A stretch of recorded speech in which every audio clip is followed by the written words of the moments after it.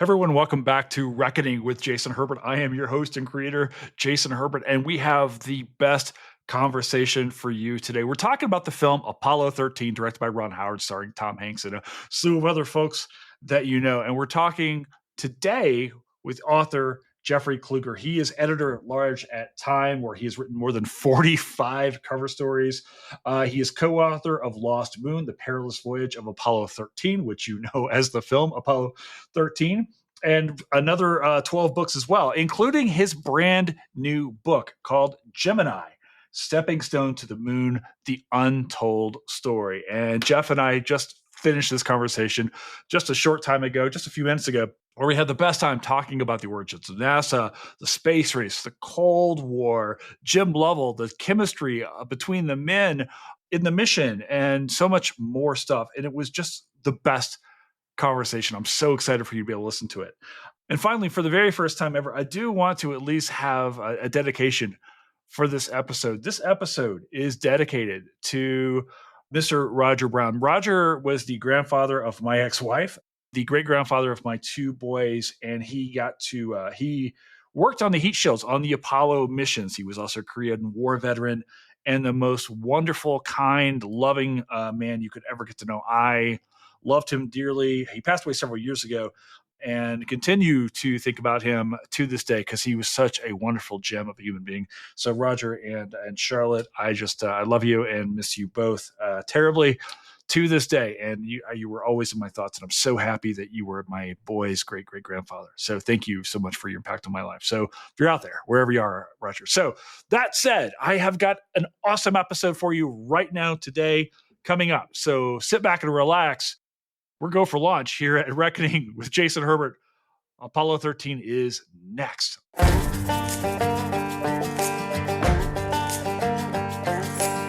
My name is Jason Herbert. I'm a Southerner who lives in the West. I'm a historian, an outdoorsman, and a movie buff. I like finding new answers to old questions. And this is a Reckoning.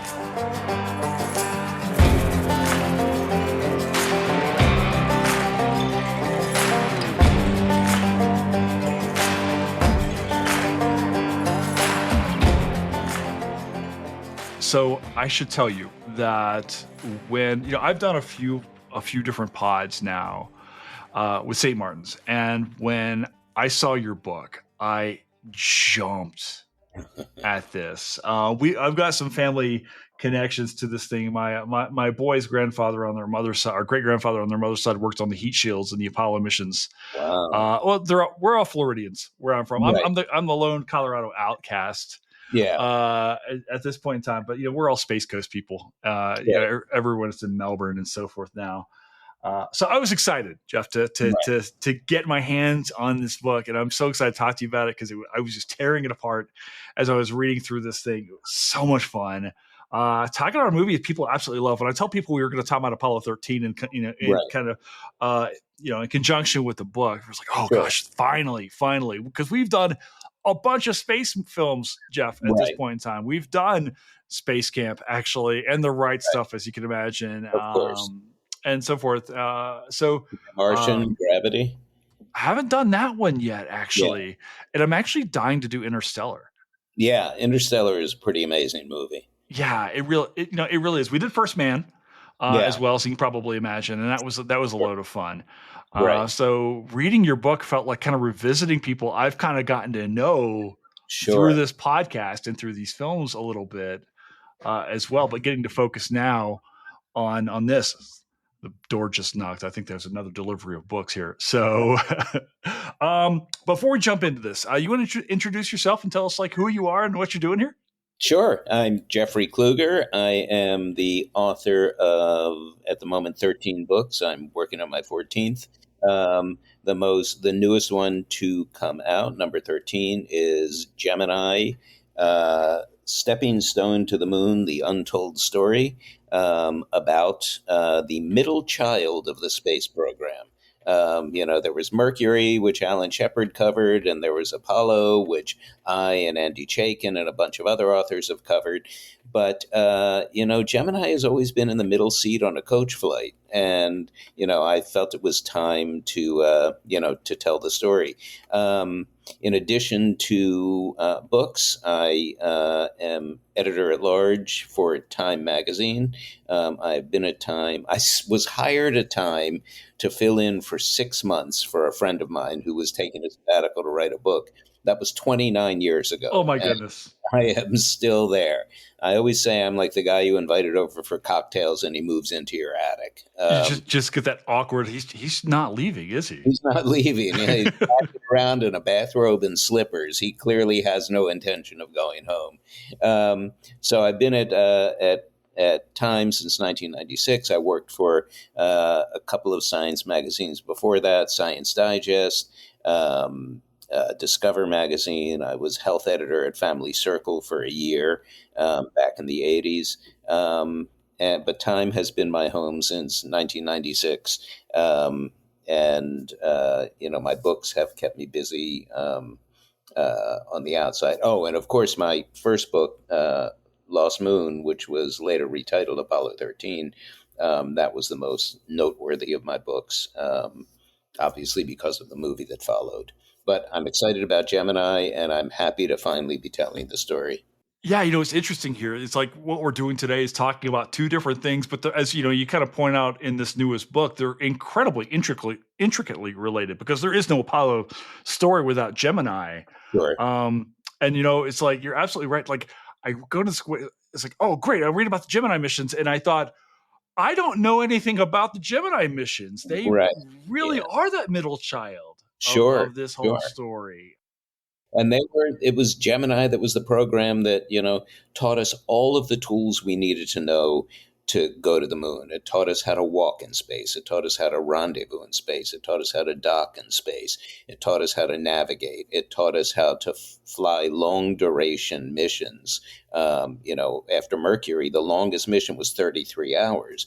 Well, it takes, a long lunar trip. Apollo 17, they were aloft for about 14 days.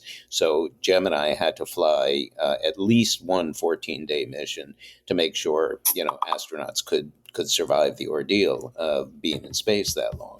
So it was, Gemini was a proving ground for a whole lot of skills. Yeah, I think maybe the best thing we can do to talk about Apollo 13 is actually let's separate this a little bit because I think the people who are listening in right now are probably nominally familiar with the Apollo missions and they're probably familiar with the Mercury stuff. But like you said, Gemini is less well known. Maybe we could separate that before we jump into the film itself. And could you kind of explain the differences between these three children of NASA, if you will? Absolutely, yeah. The Mercury program was designed just to get Americans into space, just to throw that cap over the wall, particularly because the Soviets had done so much before us. But it was just to be able to prove that we could put test pilots and fighter pilots in silvery pressure suits, put them in their little spaceships, and get them off the planet and into space. The first two missions were just pop gun suborbitals. Alan Shepard and Gus Grissom, they were aloft for 15 minutes, went up to an altitude of about 140 miles, I believe. I could be a little shy on that. And it wasn't until February 22nd, 1962, that we finally orbited somebody. John Glenn flew 3 orbits. There was another 3-orbit flight after that, then a 6-orbit, then finally Gordon Cooper spent more than a day in space. But, that was basically just proving we could get up and down. And, they had little thrusters and they could wag the nose of their ship this way and that, and they could position it a little bit to make sure that they were flying rump forward for the reentry. But it was a very limited ship. They were, passengers more than pilots. They wouldn't have liked to have heard that in the 1960s, but the fact was they were along for the ride more than they were the stewards of their own spacecraft. Gemini, they really flew. They really piloted. They rendezvoused. They changed their orbit. They docked with an Agena docking vehicle and flew up to altitudes of, I think, 830 miles on Gemini 11. They really learned to master their ships. And that was all in service of the Apollo program, which was to come, in which there were a couple of Earth orbital missions, but most of the lion's share of their missions went to the moon. Most of those missions involved two spacecraft, the Command Service Module, which was the orbiter and the mothership, and the lunar module, which was a very flimsy insectile ship. I think it stood 23 feet tall. It could accommodate two men. It was only designed to fly in space. It was not designed to re-enter the Earth's atmosphere, which is how it could get away with being so flimsy and how it could get away with being so irregularly shaped, because they didn't have to deal with aerodynamics when you're only flying in space. So the Apollo program was the culmination of the first generation of American spaceflight, in which we first orbited the moon on Apollo 8 in 1968, and then later landed on the moon 6 times, and there were also 2 other lunar missions that didn't land. Apollo 10, which orbited the moon and went down to about 49,000 feet above the lunar surface, and Apollo 13, of course, which circumnavigated the moon, went around the far side, and whipped back home. The astronauts were in a race to get back to Earth before their consumables expired. So those were the 3 legs of the 3-legged stool of America's first space programs. All right, I want to ask you here if we could, I watched a film last night that scared the snot out of me, called A House Full of Dynamite. It's on I'm Netflix right now. dying to see that. I've heard so much about it. I will not ruin it for you, but very much rooted it in the Cold War, right? Right. Which is something, I grew up. I'm a child of the '70s, so grew up in the tail end of the Cold War, certainly. Right. And it was always a day-to-day aspect of my life. And whenever I go back to think about the space race, I get so excited, Jeff, in the wonder of the space race. I lived in Kansas for a while, near the Kansas Cosmosphere, which is lovely. Yeah. But I sometimes forget what's at stake here. And the very first thing we see in this film, in Apollo 13, or here, is actually Walter Cronkite talking about the space race and so forth. So I guess really my first question is, looking back on this, were the moon missions in the space race, were they a byproduct of this natural desire to learn about the universe around us, or is this about defeating the Russians? Well, it's actually a very good question, and they are 2 very powerful and very profound impulses. One is written deep into our DNA, this need to explore, this need to be intrepid, to go over the next hill, across the next valley, across the next ocean, and see what's on the other side. That's innate in human beings. And the other was, a more immediate, equally primal fear of being annihilated by the Soviets. And obviously, neither country's space program was about flinging weapons at the other country. But the same hardware that was used in space could be used for intercontinental ballistic missiles, and navigating above the atmosphere and down to American cities. So our goal, and the Soviets' goal, was to demonstrate their primacy to the world. This was not only a race for technology, it was also a race to make a statement, to plant a flag, to say to the world, the Soviet communist system is the superior system because we can achieve this great extraterrestrial thing. And the Americans were saying exactly the opposite. The American democratic capitalist system is a much more viable, much more robust system because we can accomplish this great extraterrestrial thing. It was, Tom Wolfe in The Right Stuff called it single combat warfare, hearkening back to the days when tribes or groups or early cities would be fighting a war, and they would send one combatant out per side, and those 2 men would do battle, and the one who survived would represent the tribe or group or city that had survived. This was very much single combat warfare. This was Yuri Gagarin versus Alan Shepard. This was German Titov versus Gus Grissom. This was Valentina Tereshkova, the first woman in space, who beat the Americans getting a woman in space by, I think, 22 years. versus John Glenn. So, this was single combat warfare, but with a global stage and a global stakes.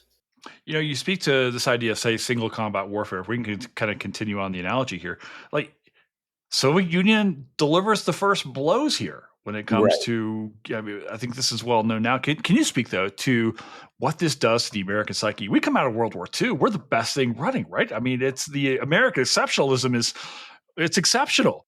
Right. And all of a sudden, maybe not so. Like, does this frighten Americans? Does it just tick people off? Like, what happens when the Soviets are beating the United States to the punch here? Well, I think it frightens Americans, and it also embarrasses Americans because the Soviets were well ahead of us. Their rocket muscle was much greater than ours. Their spacecraft were better than ours.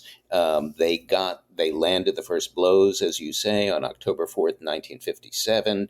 They orbited Sputnik, which was the first satellite, and the U.S. was both embarrassed and terrified that this spacecraft could be orbiting over American cities. There was a fear that, somehow Sputnik would throw bombs, it would hurl bombs down at the U.S. And certainly if Sputnik couldn't do it, the next spacecraft that the Soviets went up could do it. There was a lot of rumor mongering. It would have been all over the internet if there had been an internet in 1957. There would have been all kinds of conspiracy theories and all kinds of rumor mongering and all kinds of hysteria and hyperbolic, warnings of danger. And we then tried to catch up to them just 2 months later, launching the Vanguard satellite, which blew up on the launch pad. And, ours, Sputnik went up without any press until it was safely in orbit. Vanguard was broadcast live from the moment of launch. So when it lived like 6 seconds before it blew up, the whole world saw our embarrassment. Headlines played off of the Sputnik name. They called Vanguard Kaputnik or Stay Putnik. Yeah, it was really terrible. We did, a month or so later, get the Explorer satellite into orbit. And our satellite was smaller, but it actually did a bit of science. It discovered the Van Allen radiation belts. Sputnik didn't really do any science. It was just, to prove the point that a payload could go into orbit. But they beat us with satellites. Then they beat us again when Yuri Gagarin became the first person in space. There was a famous moment when, given the time change, the announcement of Yuri Gagarin in the U.S. came in the middle of the night. A reporter got the message or learned about the launch and phoned Shorty Powers, who was the public affairs officer, the chief press secretary of NASA, woke him up in the middle of the night, asked him, did you hear about this? Did you, the Soviets beat us into space. They put a man in space.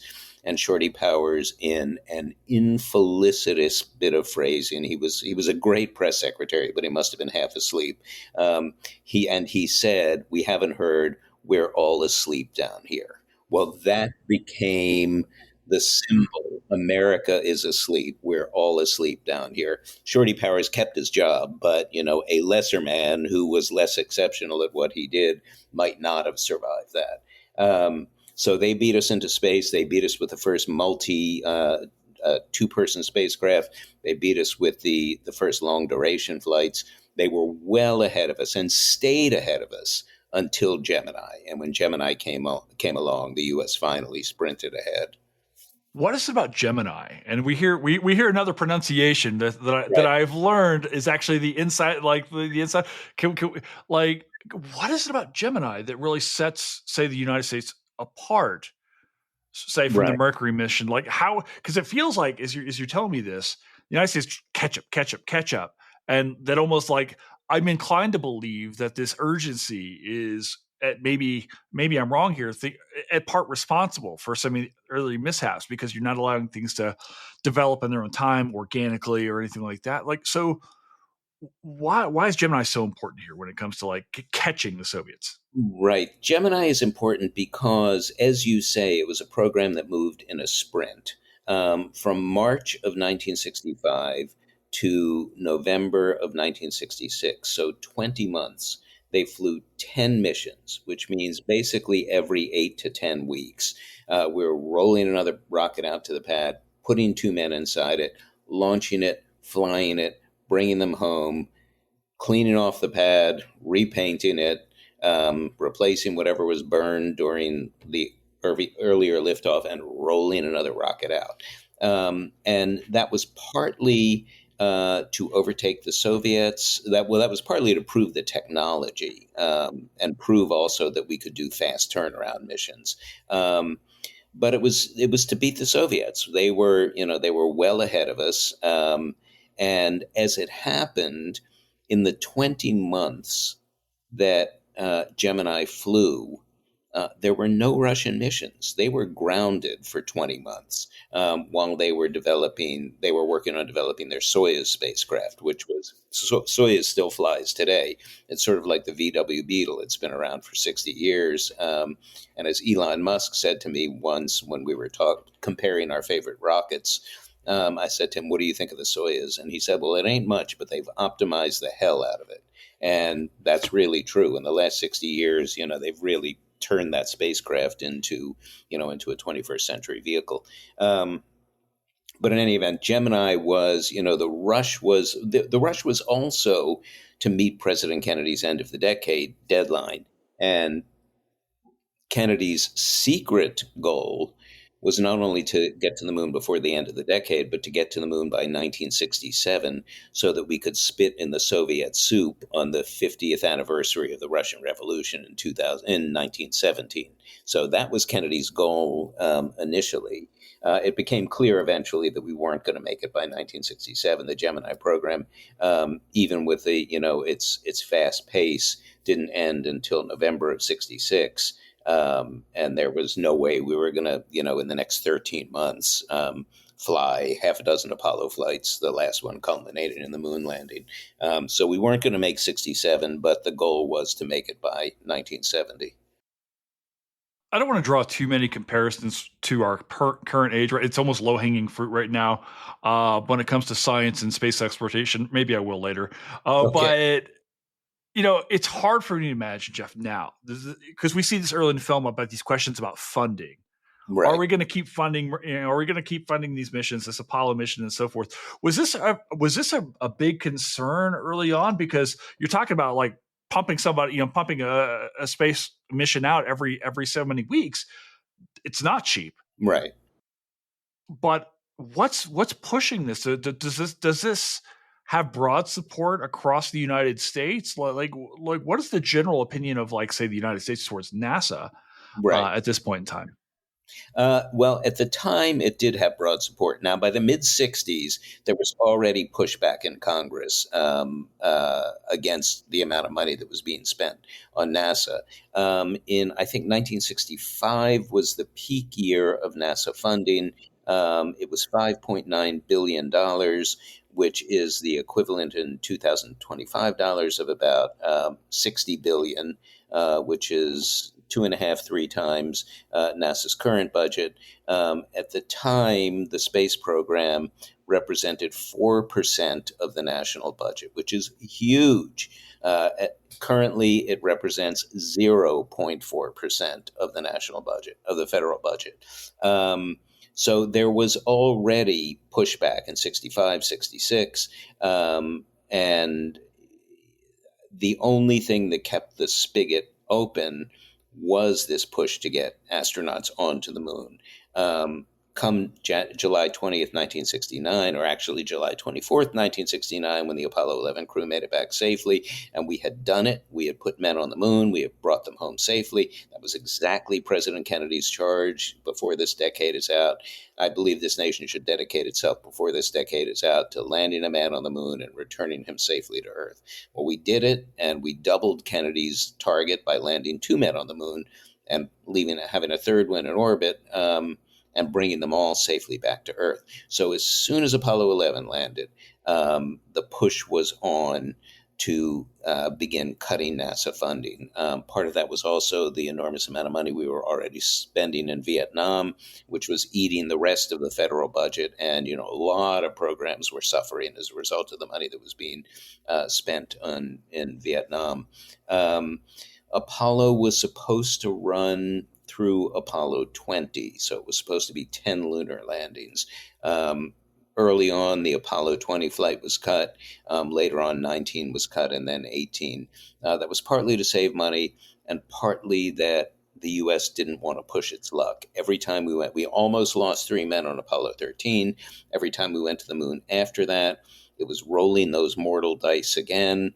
Gene Cernan, the commander of Apollo 17, the last man on the moon, at an event he spoke at in 2018, I think, on the release of his film, he talked about the fact that one of the reasons that the program ended after Apollo 17 was they just didn't want to take any more chances. They wanted to get out of the Apollo program with a success and not risk losing 3 men on Apollos 18, 19, or 20. So it was a matter of money. It was a matter of loss of national will.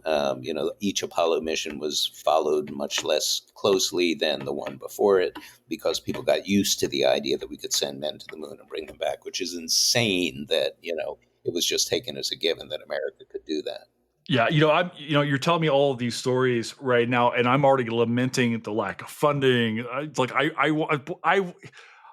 I grew up looking at, as this little boy in Kentucky and Louisiana, looking up because there was nowhere else to look around. I was surrounded Exactly. by hills and swamps. And for me, it was always space. You probably see the Star Wars Right. things over my left shoulder. It was ingrained in me from a young age. And there's always been this lamentation that this is as far as we got. Right. Manned exploration, uh, well before I was born, Sure. in '77. So, and thank you for speaking to Vietnam, because this thing was just hanging over my head. I feel like we watch Apollo 13. We're like, Mhm. we've got the Vietnam is going on, the civil Right. rights era is going Sure. on. We're reeling from the deaths of John Kennedy, Martin Luther King Jr., Robert Kennedy. I mean, this is an incredibly tumultuous time in American Right. history to be Yeah. doing all of this anyway. Yeah. Right. It was an incredibly tumultuous time. And that was one of the highest, sweetest, most lyrical moments for the space program was 1968, which was an incredibly bloody year. As you say, Awful Martin Luther year. King was murdered, Bobby Kennedy was murdered, the Tet Offensive happened, the Chicago riots happened, Prague was invaded by the Soviets, the cities burned in riots after the death of Martin Luther King. The country was coming apart, and Apollo 8 flew to the moon, launched on December 21st, 1968, the last 10 days of this horrible, bloody, riven year, and orbited the moon on Christmas Eve, turned their camera outside of the window of their spacecraft, their TV camera, broadcast back to Earth the ancient mottled gray terrain of the moon from 250,000 miles away, their voices crackling over that long translunar distance, and read passages from Genesis. I was 14 years old enough to have my adolescent cynicism starting. There was no cynicism about that. I got chills watching that. It was Sputnik is actually my earliest memory. I was 3.5 years old. I remember standing on the front lawn with my parents and my older brother looking for Sputnik. It was one of my earliest formed memories. Apollo 8 was my second profound primal moment with the space program. So, it was to NASA's credit that they were able to redeem the nation and redeem that awful year. And Jim Lovell said that, one of the most gratifying experiences they had, one of the most gratifying tributes to the mission, was one of the zillions of letters and postcards that they got from Americans.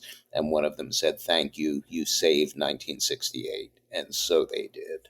Oh, thank you for sharing that because I actually got chills, Jeff, just listening to you tell me that. I have often, as a historian, looked at 1968 going, this is like just the worst year to Right, ever. It's just an awful, awful, terrible year across the globe.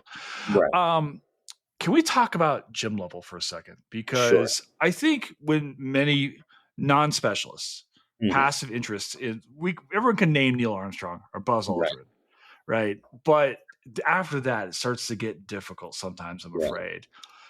Tom Hanks takes this role, Jim Lovell, the famous quote and all this, but who is this man and where does he come from? Like we hear him referred to as Armstrong's backup early on. I can't like who is this? Is this another exceptionally talented guy? Like who is Jim Lovell in in the 60s and 70s? Jim, you make a very good point about Buzz Aldrin, about Neil Armstrong, about John Glenn. I've always said Jim was my favorite astronaut when I was growing up, and I've Really? always, yeah, I had his Okay. picture on my wall when I was a little boy. I mean, it was the whole Apollo 8 crew, but Jim was the one I really liked the most. Um, and I always said, if you're asked to name your favorite astronaut, anyone can mention Buzz Aldrin, anyone can mention Neil Armstrong or John Glenn. You had to be a connoisseur to mention Jim Lovell as your favorite. He was at one point the most experienced astronaut or cosmonaut in the world. He flew 4 times. He flew Gemini 7, commanded Gemini 12, was in the middle seat on Apollo 8, the first crew to orbit the moon, and the commander of Apollo 13. I've always said the four most consequential space missions in history were Yuri Gagarin's one orbit flight, making him the first man on the first human being in space, and then Apollo's 8, 11, and 13. And Jim Lovell flew on 2 of them. So, he was an extraordinarily accomplished man. He was also a fantastically decent man. Jim was, we use the term Eagle Scout metaphorically. Jim was literally an Eagle Scout. He grew up as an Eagle Scout. He went to the Naval Academy. The first time he applied, he was passed over. So he joined a program called the Holloway Program, it was sponsored by the U.S. Navy. You could go to any college you chose. You would be a part of ROTC. The Navy would pay for your education and also train you later to be a pilot. After 2 years in the Holloway program, he had completed his sophomore year at the University of Wisconsin. On a lark, he applied to the Air Force, to the Naval Academy again, and got in, and was patriot enough and ambitious enough and serviceman enough that he accepted his acceptance to the Naval Academy, started all over as a freshman. And so he Wow. did 6 years in college, 6 years in post high school education, because Jim wanted to get the best education he could get and serve his country in the best way he could. He was rejected the first time when he applied to the astronaut corps because he had a high level of bilirubin, the liver pigment, which really doesn't hurt you. And, it just means your liver is a little overexcited. There is no health ill effect to having a high bilirubin count. But they were, eliminating these men, disqualifying them on the tiniest setback, the tiniest shortcoming, because they had so many people applying to the program. Um, he stayed with it. He applied the second time. This time he got in. Um, Jim was. I said in a piece I wrote about him. We lost Jim on August 7th at age 97. And I said in a piece I wrote about him for Time that he was an American hero, but he was also, first before that, he was a father, he was a homeowner, he was, a husband, he was a family man. He was profoundly decent and profoundly kind and wise. He's taught me the best lesson I have ever learned about fame and celebrity. Jim, saw his fame go through 2 peaks. He was, explosively, titanically, globally famous in the 60s and early 70s. And then, like all astronauts in that era, interest waned, and, he wasn't being stopped on the street for handshakes anymore. He wasn't being, sought out for interviews anymore. And he went back and lived a quiet domestic life for many years. Then the movie happened, and suddenly Jim was explosively famous again, doing lectures all over the world and, doing interviews on TV and, selling a zillion copies of our book. And during that peak moment when the book was, it was a New York Times bestseller, the movie was out, for me, this was my first brush with anything like fame. And Jim and I were talking on the phone one night, and he said to me, remember where you're standing when the spotlight goes off, because nobody's going to come out and help you off the stage. And I thought, Jim was not a poet, but that was a wonderfully poetic and wonderfully wise piece of advice, and I took it to heart. He was an American giant, and, recently I went down to, a couple of weeks ago, to his burial and service at the Naval Academy. There was a flyover by naval jets. There was a 21-gun salute. There was a band. The Navy band was playing. There were tributes by all these young servicemen and servicewomen. And it was a wonderful send-off for a global giant. Yeah, we have the opportunity now to actually kind of talk about this meta history here, where it's like, three of our leads here in this film were still alive when the film came out, if my math is Right. correct. We lost Jack Swigert, In 81. Yeah. yeah, but the other guys were still around, and I have to ask you, like, how did they greet this fame? Or was this a thing that they enjoyed? Was it too much? I mean, these are guys you knew, so. Right. I think Jim enjoyed it.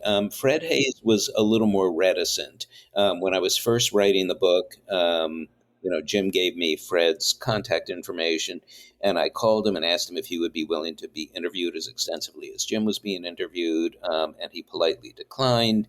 He said, if you have a question here or there, I'll be happy to answer it.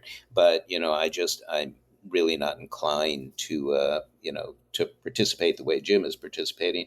Ken Mattingly, I didn't approach like that. I did call him once or twice to get some backup information and do some interviews, and he was very cooperative.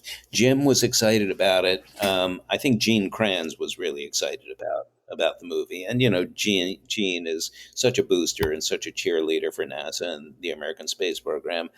He's such a patriot. He famously, when he would get up in the morning and drive to the Manned Spacecraft Center to, what's now known as the Johnson Spacecraft Center, from his home in League City, he would put John Philip Sousa on his portable tape recorder so he could get himself into the patriotic mood to get his work done. Gene was terrific. So Gene was really excited about it. Pete Conrad, who was Jim's friend and commanded Apollo 12, Pete was pretty cooperative and pretty excited. I have a feeling Jack Swigert would have been. He was a very public service-oriented man. As you know, he was elected to Congress just a month or two before he passed. Mm-hmm. He was elected but died before he could be sworn in. Still, there's a statue of him in the Denver airport. See it every time I fly. I love it. It's a great statue. Yes. It's a great tribute to him. And the same statue is reproduced in the halls of Congress also. Oh, that's lovely. Yeah, it's really wonderful. So yeah, I think they were excited to have this story told. And I think part of the reason was, it was seen to the world as NASA's crazy aunt, NASA's spinster, NASA's embarrassing relative. All of the other Apollo missions were huge successes. Apollo 13 was, as Jim called it, a successful failure. Before the movie came out, people just called it a failure. But everybody who was involved in it, Cy Liebergott and Jerry Bostick, the ground controllers, and Jerry Griffin, and Chris Kraft, they all knew this was, as we say in the movie, this was NASA's finest hour. They all knew this was a triumph. So they were anxious and eager to get the record set straight. And I am so pleased and so gratified that our book and our movie was able to rewrite that page in history. Yeah, my goodness, I have such a hard time believing or conceptualizing the idea Right, that this was seen as a quote unquote failure. Because, right, good golly, as you're looking through the testing and so forth, you know that anything can and will go wrong. sure, Um, and of course, yeah, I guess maybe I live in a post book, post film world. I was a young man when the film comes out because I had always seen this as everything that could go wrong did go wrong. And these men here in um in the ship survive, but also in because of not only their efforts but the people on the ground as well. Like, this is the thing where right, everybody's coming together to do.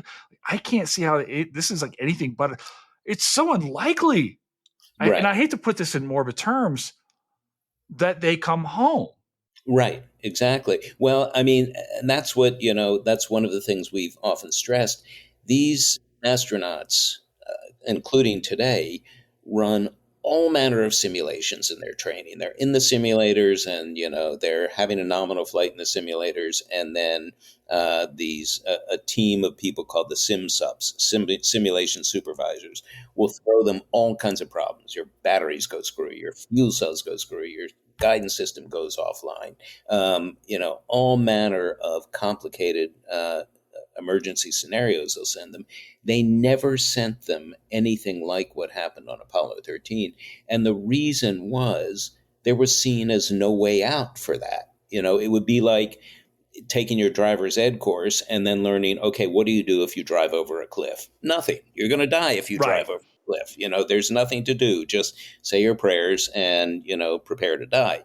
And that was how the accident on Apollo 13 would have been seen if anybody had even ventured the idea of running a simulation like that. So the fact that they had this accident and had nothing in their back pockets, no rehearsed protocols for how to deal with it, and had to make it all up on the fly. There's a reason that perhaps the most commonly cited scene in the movie is when they have to invent the oxygen scrubber, and they dump all of the equipment out on the table and said, we've got to use this to make this filter fit in a hole meant for this filter.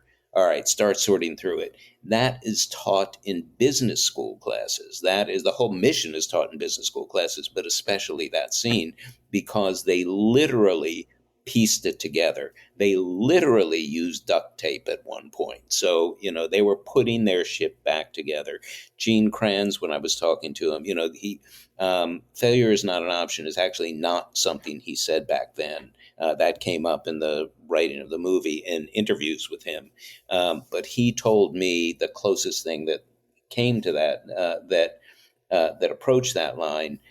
He said during one of his press conferences, he was asked if they thought they were going to come home. And Gene said, they are going to come home. We don't know how we're going to get them home. We don't know how much spacecraft we're going to have left when we do get them home, but they are coming home. And that, in essence, was failure is not an option. Can I ask you? We see on screen all the time, and I don't like getting in when we do these film podcasts. I don't like to do this idea of rivet counting where we're trying to get Right. everything right. Films are inherently, well, they're films. They're Right. not documentaries. But I'm kind of wondering, what was the relationship like between Mattingly and Fred, and Jim, and then later Jack? Like how accurate is the film when it comes to like this relationship and this dynamic, and especially when you've got to replace Kim Mattingly with Jack Swigert? Right. Uh, Golly, I can't begin to imagine how difficult that must be. Just Right. to You have a whole new person here. This whole it's a whole new machine. Right. Yeah. I mean, it's like, the double play combination in Hmm. baseball, shortstop to second to first base. And then 2 days before the World Series, you replace your second baseman. It was balletic the way those guys perform on the baseball diamond. And it was in a different way, balletic the way this crew performed in simulations and in the spacecraft. And, they considered postponing the mission. And they said, no, this is, every mission that has ever flown has had a backup astronaut or a backup crew. And the whole point of having this backup system for the past decade is that on a moment's notice, the substitute has to be made ready to fly.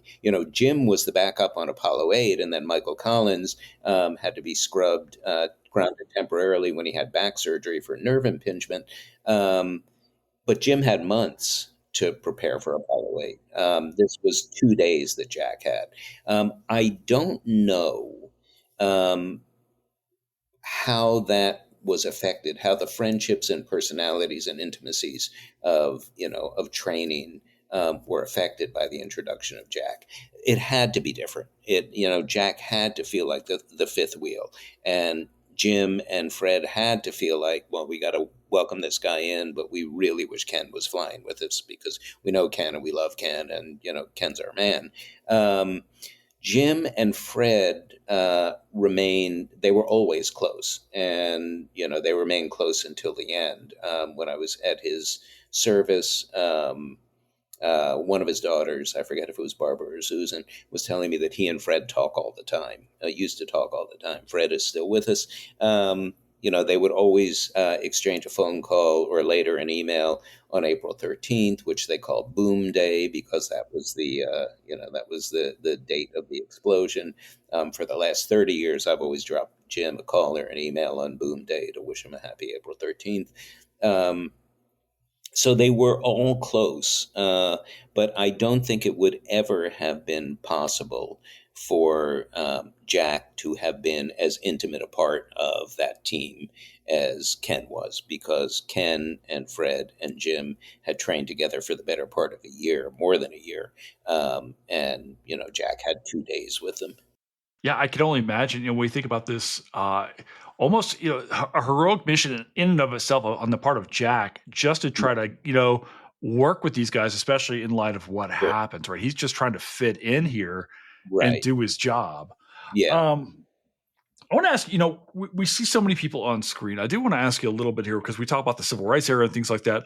Right. We don't see, we see Jim's wife on Hmm. screen, but we don't see any folk in NASA. All we see are white guys, Right. and so forth. So when does this begin to change? At some point in time. That's a really good question. You mentioned First Man, and they have a sequence in there, and I forget who the artist is, but there was a song by an African American performer during the space race called "Whitey's on the Moon," and it was a black artist, and I wish I could remember his name. It's a wonderful song. I had never heard it before until First Man, and then I went back online and played it through a number of times. And he is singing about the fact that the cities are burning, and there's no money for food, and there's rampant unemployment, and Whitey's on the moon. You could never get away with that. Well, you probably could get away with that title today, but it's a little tricky to say it.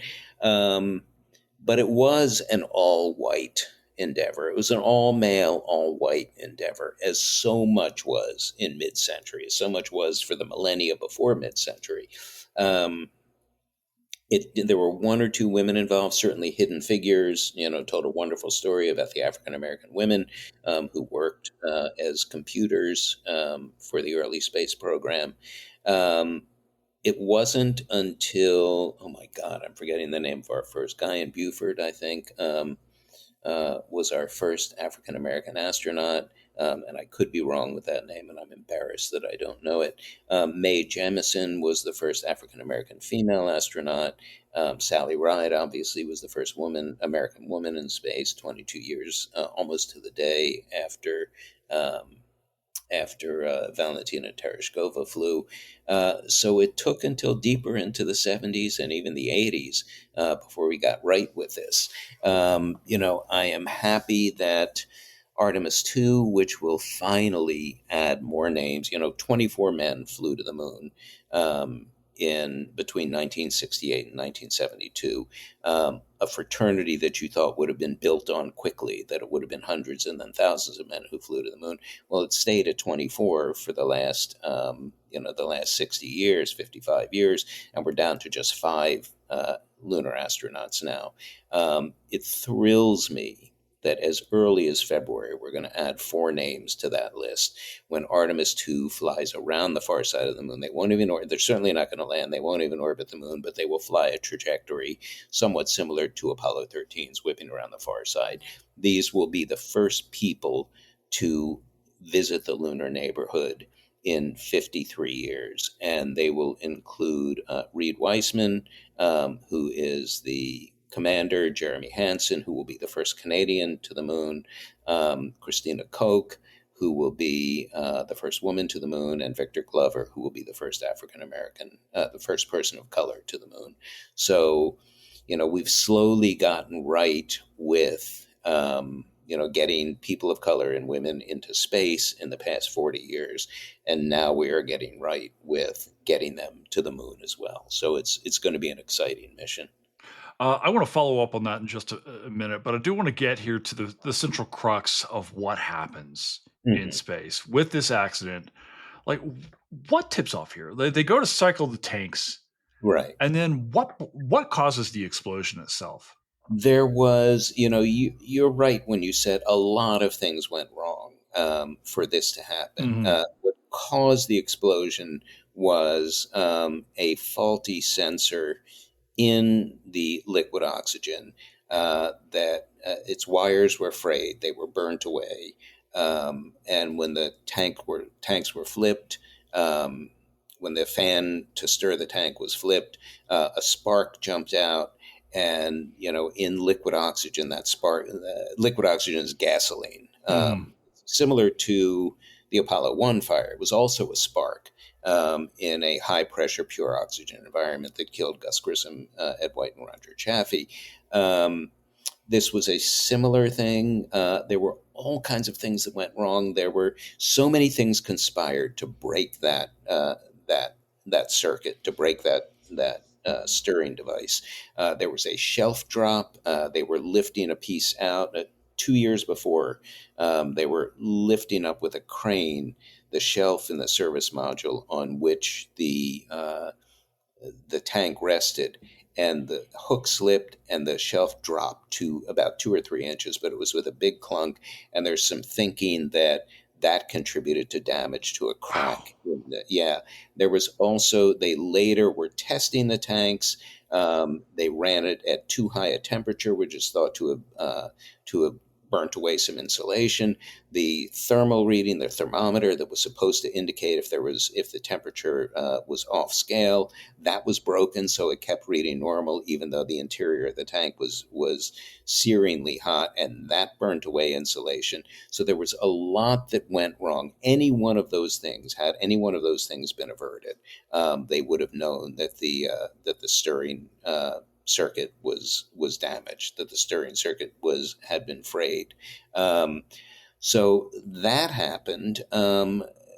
Not only did one tank blow up, but the explosion was close enough to the other oxygen tank, the backup tank, which was supposed to be there just for that kind of eventuality. If one tank goes, you've still got a completely full brimming tank of oxygen to keep the crew alive. But it was close enough to the initial tank that the second tank was cracked. So that slowly leaked away. On later missions, one of the modifications they made was adding a third tank on a different shelf in the service module. So if the 2 tanks above it blew, you would have a protected tank at the bottom. So a lot of things went wrong at the same time to lead to this disaster. And had any one of them not happened, had the redundant systems operated as they should have or as they could have, the mission might have ended, but the crew would have been in no danger. They would have been able to come home. When we watch this movie now, there's the problem of knowing what happens, right? Right. We know our boys are going to get home, so maybe that element of, and that's maybe the difficulty on Ron Howard's part, is like demonstrating is creating enough tension on screen Yeah. to, like, we know our boys are coming home. This is a Right. story, but do you get the sense that, and maybe did Jim ever like relay this to you? Was there ever a moment when they were like, we're not, this is not going to happen. We're not. Was there ever a fear on the part that, like, obviously there was a fear, obviously, but was there ever a thought like, we're not coming home? We're not going to make it. I asked Jim about that on numerous occasions, and other people have asked Jim as well. Um, one of I asked him if anybody freaked out. I didn't use that phrase, but did anyone panic? Did anyone get emotional? And Jim's words were, "I'll never tell. This we don't talk about this." That's fair. So so whatever happened in that spacecraft stays in that spacecraft. They all performed heroically. If one of them flipped out for a minute and bounced off the walls, well, it didn't stop him from doing his job, because they all performed their jobs exceptionally well and got themselves home. Um, I asked Jim, though, if he ever thought, we're out of luck here. And his analogy was, it's like playing a game of solitaire. As long as you have another card to turn over, the game is not done. He said, if you ever get to the point that you're out of cards to turn over, you have lost the game. He said, we never got to that point. We always had one more face down card that we could flip and hope for good things. That kept them alive. There were consumables in the mission. There was oxygen, there was power, there was water, and the fourth big consumable was time. They were racing the clock against their provisions, their life support systems. Um, so everything was done, on a compressed time frame. But all of those things had enough elasticity in them. There was just enough oxygen. There was just enough water. There was just enough power. And there was just enough time to get them home. But it was a close question on all four scores. I can't begin to imagine how anyone gets through this, and maybe that kind of gets to the crux of the big question here, which is, does this mission survive without Jim Lovell? A counterfactual here is like, could another Apollo 13 mission have survived without this particular man running the show here, Right. or was it the three of them? Like, Well, I am torn. Well, certainly it was the three of them. This was very much a collaborative effort.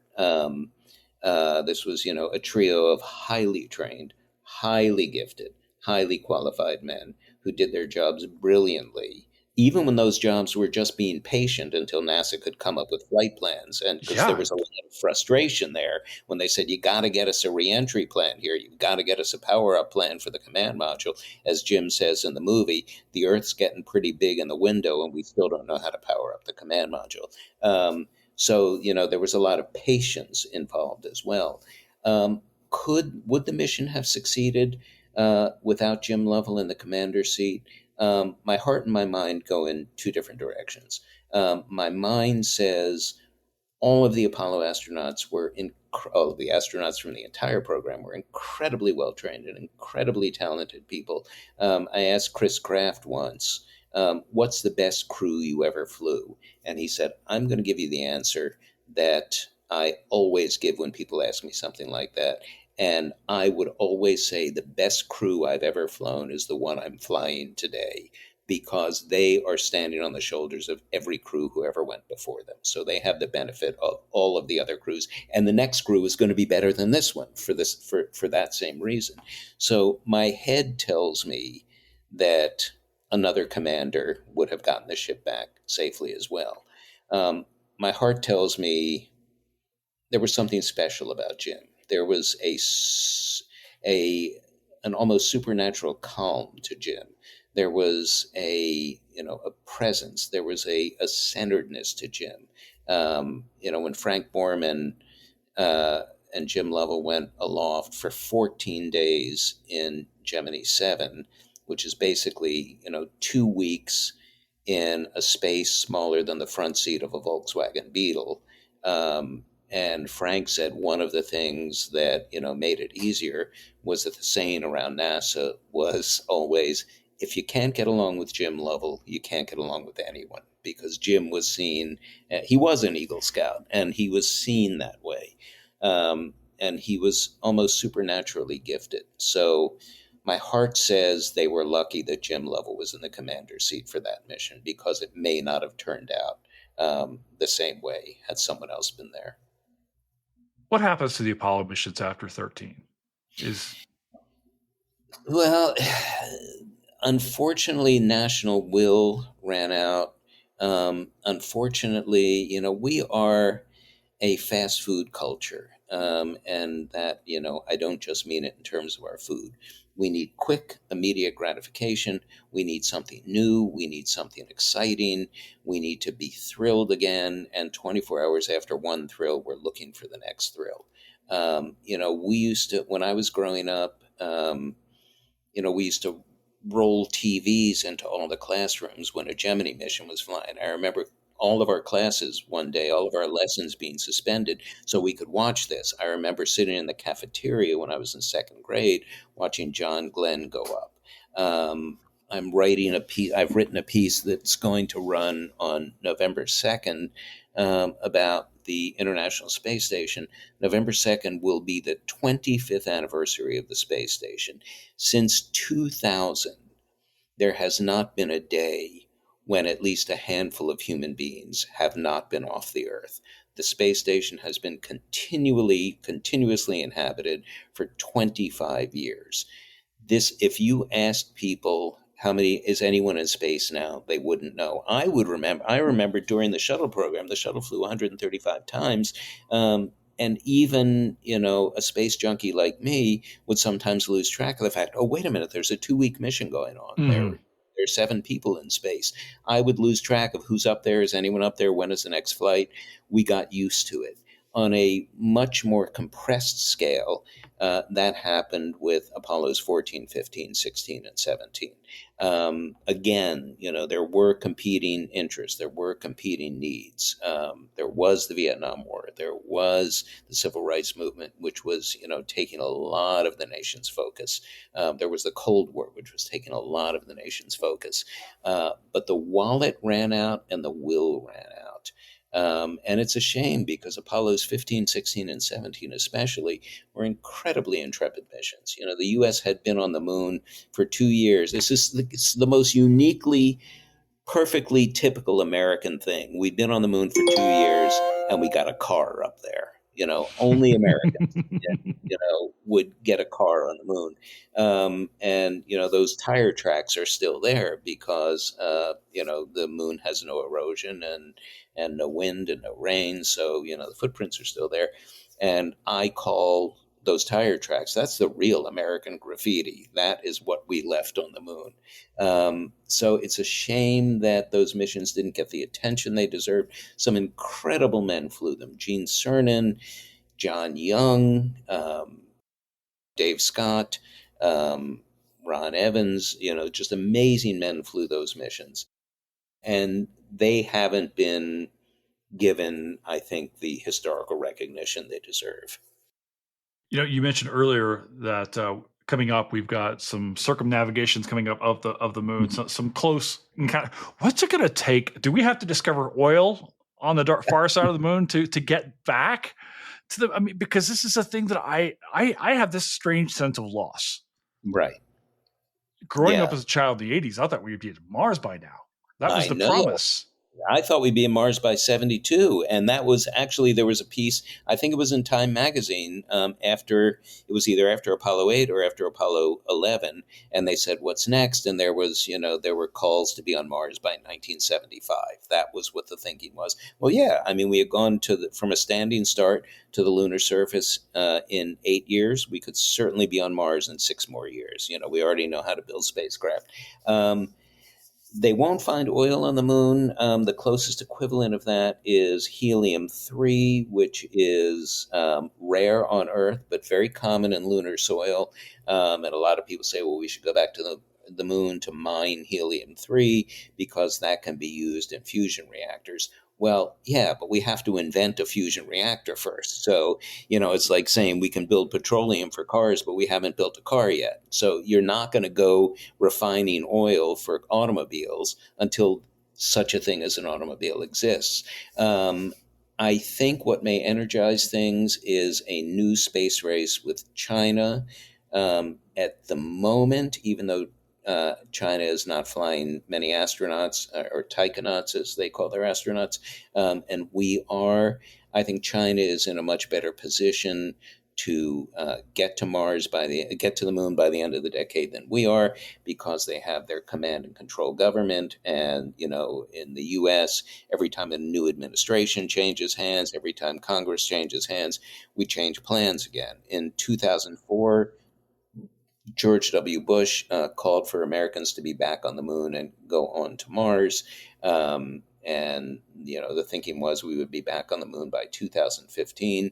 The Constellation program, which was the early 2000s equivalent of the Apollo program, was established. There was a lot of work being done. Then when the Obama administration came around, the plug was pulled on Constellation. Then, lawmakers in Texas and Florida and some other space-centric states lobbied to have funding restored just for the moon rocket and just for the Orion spacecraft. So, they were built and they're being used on the Artemis 2 mission. But we still don't have a lunar lander. And, we still don't know the SLS, the Space Launch System moon rocket, costs $4 billion a shot to fly. It's only flown once before. There's no telling how many of these rockets we're going to build. We don't have a coherent, driven, monomaniacally focused lunar program the way we did in the 60s. The Chinese do, because they don't change their administration, because it's unilateral, because it's autocratic. And I'm not arguing for a unilateral autocratic system.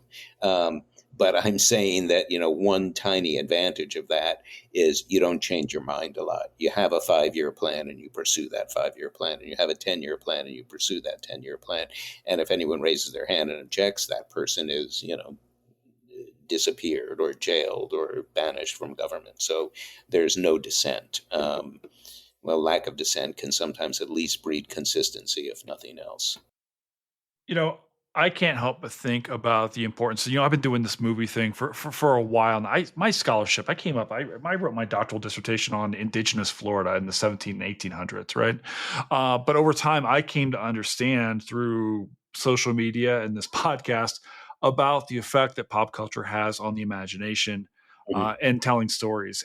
And I think that's really where Apollo 13 is so important. And maybe some of these other films we've talked, everyone loves the right stuff. If you have Right. 6 hours to watch a film, you can watch the right stuff.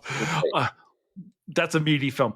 And I remember as a young child watching The Explorers, this film where they go up and tilt the worlds, if you remember this film.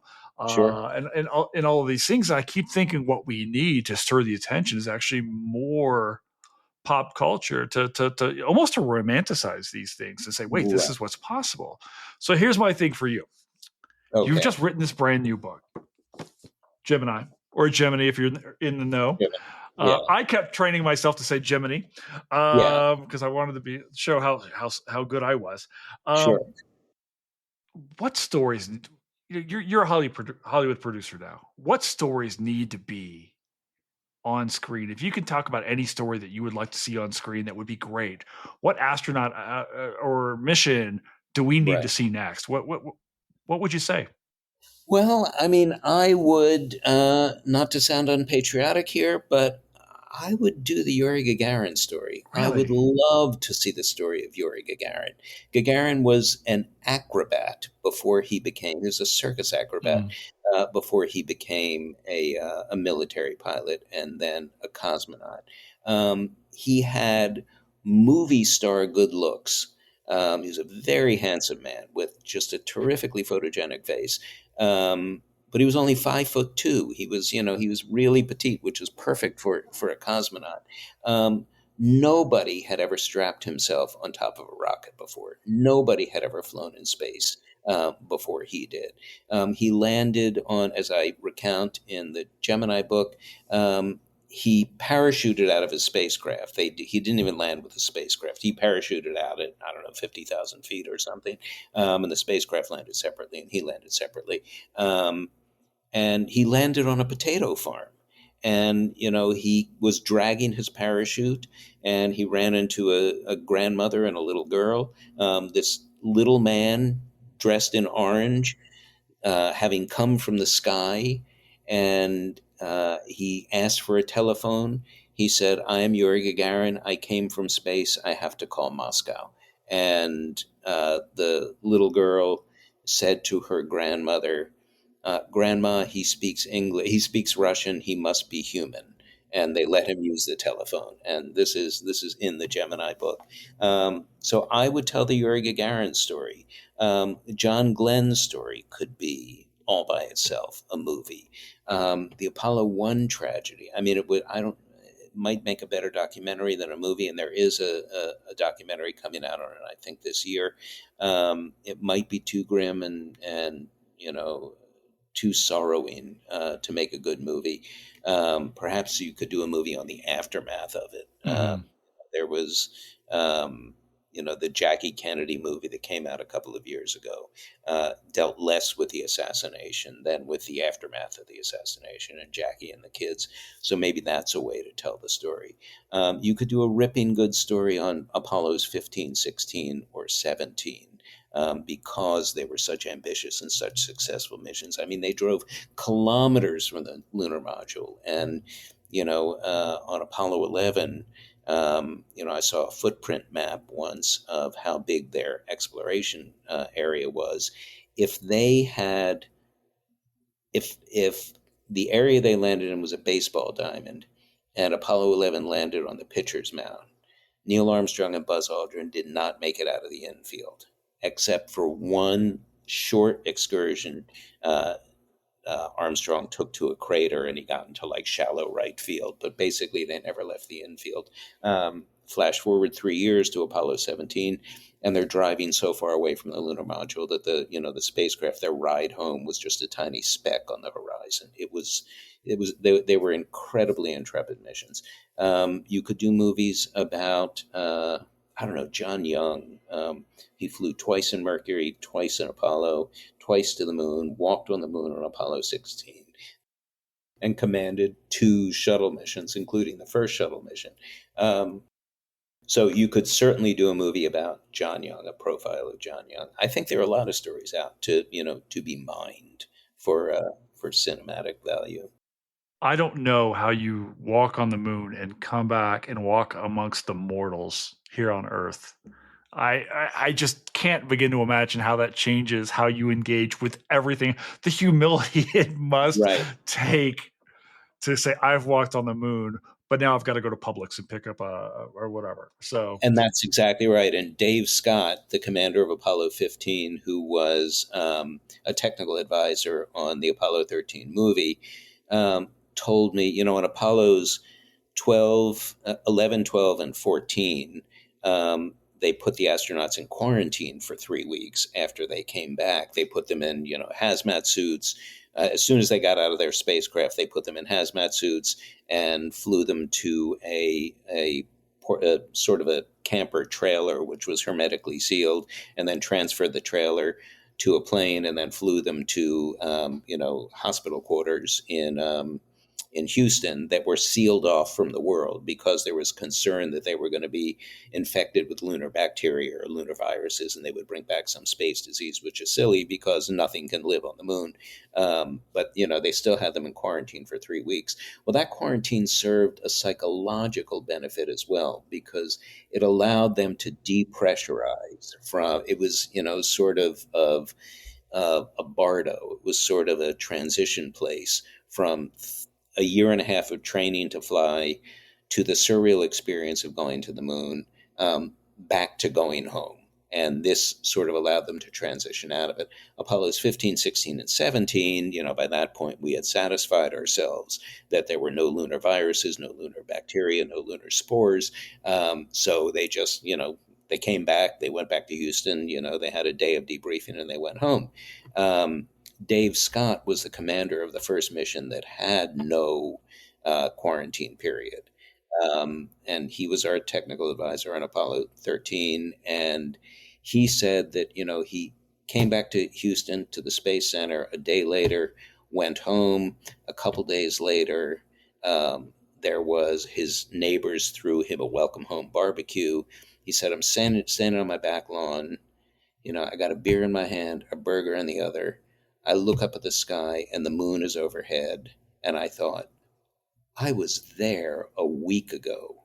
Can you imagine walking on the moon on a Friday and the next Friday you're back in your backyard. I don't know how they did it. I don't know how they crossed over that divide and kept their wits about them. It had to be a transforming experience. All I can think is that I want more people to have those experiences. That's what Yeah, I want, because I uh, just feel like we all benefit right. from Yeah, this. I think Um, so. I want to ask you this final question.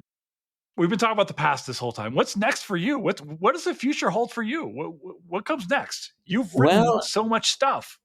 yes, I am working on my 14th book. Goodness. It is about, I wrote the cover story for Time when the dire wolf was de-extincted back in April. And, the company that de-extincted the dire wolf is trying to bring back the dodo. They're trying to bring back the Tasmanian tiger.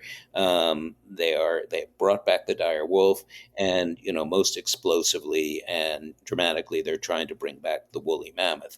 Well, there is a lot to this that goes beyond just the gee whiz phenomenon of having a dire wolf padding across the snows of Siberia again, and a woolly mammoth across the plains of the U.S. and the far north. There's a lot of conservation involved in this because everything you use, all of the tools you use to bring back the dire wolf, the genetic tools, you can also use to help conserve the gray wolf or the red wolf. All of the tools you use to genetically engineer a woolly mammoth can be used to engineer in heat-resistant and drought-resistant traits in endangered Asian elephants that will help them better withstand climate change. So there's a de-extinction and a conservation element to this. And shortly after that piece came out, I was approached by HarperCollins, which is a publisher I've never worked for before, and I'm excited to work with them to write a book about de-extinction and conservation. So that's my next book. I'm not sure what I want to do after that. I've written a few novels. The large majority of my books are nonfiction books, but I've written a few novels. I may want to go back and write another novel after that. As for my day job, I intend to be at Time for another 29 years if they'll have me. For some time to come. Yeah, This is my very first book of yours that I've ever read, and I just loved it. This was a thing I was so looking forward to tearing into, and then I got into it, and I was like, I couldn't stop. yeah, So this was so much fun.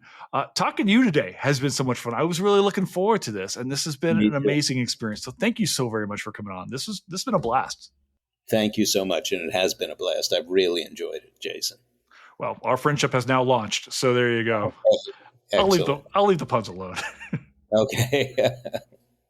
Thank you. This Thank was you. great. Awesome. This was, yeah, best conversation about this I've had. I think, and this was, I've done a number of interviews, and I'm going to do more. And this was easily the most natural and dynamic one I've had so far. Well, stay warm in New York, and I'll talk Thank to you a little you. later. Okay. Talk to you later. Thanks. And that's a wrap here at Reckoning with Jason Herbert. Thank you so very much to our guest, Jeffrey Kluger, for coming in and talking to us about this amazing book, this amazing film, and these amazing people during this, amazing time. Thank you, of course, to our amazing producer, Fletcher Powell. Fletcher, thank you so much for everything you do. And finally, thank you to all of you for coming in, for listening to this podcast, for sharing with your friends and family and everyone else that you know and being part of this community. I can't tell you how much it means to me. So thank you so very much. We have a bunch of other pods coming your way very shortly, and we'll catch you then. Ciao for now.